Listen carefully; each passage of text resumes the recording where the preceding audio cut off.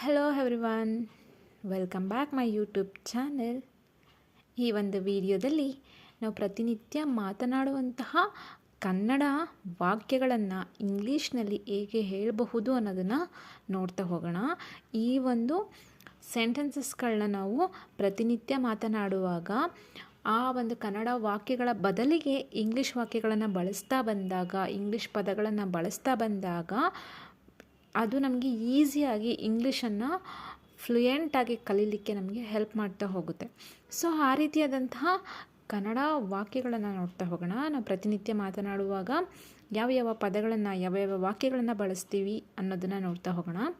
ಅದರಲ್ಲಿ ಮೊದಲನೇ ಇದನ್ನು ಮುಟ್ಟಬೇಡ ಅಲ್ವಾ. ನಾವು ಪ್ರತಿನಿತ್ಯ ಮಾತಾಡ್ತೀವಿ, ಅದನ್ನು ಮುಟ್ಬೇಡ, ಇದನ್ನು ಮುಟ್ಬೇಡ, ಅದು ನನ್ನ ವಸ್ತು, ಇದು ನನ್ನ ವಸ್ತು, ಮುಟ್ಬೇಡ ಅಂತ ಹೇಳ್ತಾ ಇರ್ತೀವಿ. ಸೊ ಅದನ್ನು ನಾವು ಇಂಗ್ಲೀಷಲ್ಲೂ ಹೇಳ್ಬೋದಲ್ವಾ.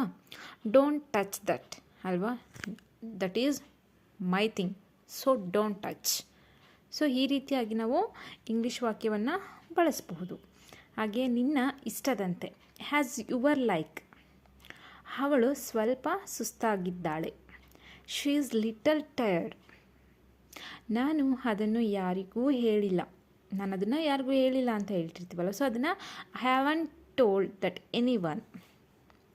ನೀನು ನಾಳೆ ಬಾ ಹೇಳ್ತೀವಿ ಅಲ್ವಾ ಕೆಲವರಿಗೆ, ನಾಳೆ ಬಾ, ಇವತ್ತು ಬಾ ಅಂತ. ಸೊ ಅದನ್ನು ಇಂಗ್ಲೀಷಲ್ಲಿ ಯು ವಿಲ್ ಕಮ್ ಟುಮಾರೋ ಅಂತ ಹೇಳ್ಬೋದು. ಹಾಗೆಯೇ ನನಗೆ ಇದು ಬೇಕು. ನಾವು ಯಾರನ್ನಾರು ಕೇಳ್ತೀವಲ್ವ, ನಂಗೆ ಇದು ಬೇಕೇ ಬೇಕು ಅಮ್ಮ, ನಂಗೆ ಇದು ಬೇಕು ಅಂತ. ಸೊ ಅದನ್ನು ಐ ನೀಡ್ ದಿಸ್ ಅಂತ ಹೇಳಬಹುದು.